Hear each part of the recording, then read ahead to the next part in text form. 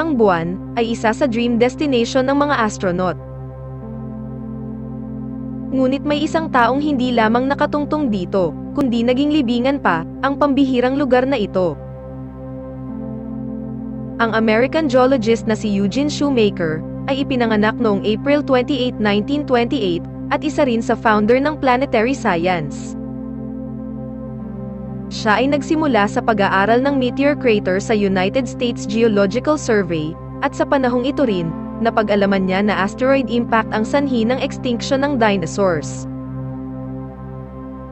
Ang tagumpay sa larangang ito ay nagresulta sa pagtalaga sa kanya, bilang direktor ng kanyang team na nagsasaliksik sa buwan, at kalaunan bilang founder of astrogeology. Bukod dito, nag-train din siya ng astronauts, at kasama ang asawa na si Caroline ay nakadiskubre ng iba't ibang uri ng comets at asteroids.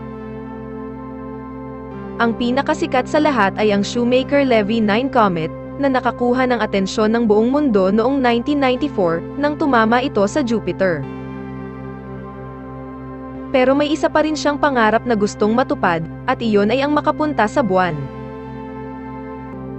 Kaya nag-apply si Eugene sa astronaut program, pero di natanggap dahil sa medical condition na Addison's disease, na nakakaapekto sa adrenal glands.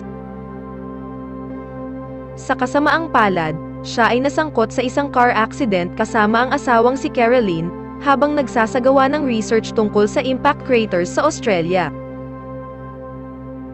Si Caroline ay nakaligtas, pero si Eugene ay binawian ng buhay sa edad na 69. Ang hiling na makarating sa buwan, ay nangyari sa tulong ng kanyang dating estudyante, na gumawa ng paraan para mailagay ang 1 ounce ng abo ni Eugene, sa Special Polycarbonate Urn Capsule ng Lunar Prospector spacecraft ng NASA, na ginawa ng kumpanyang Celestis. Ang rocket ay nilaunch noong January 1998, at nag-orbit sa Moon ng mahigit 1 taon, bago ito bumangga sa South Pole ng buwan. Kasama nito ay ang abo ni Shoemaker, na sa wakas ay natupad na rin ang matagal ng pangarap.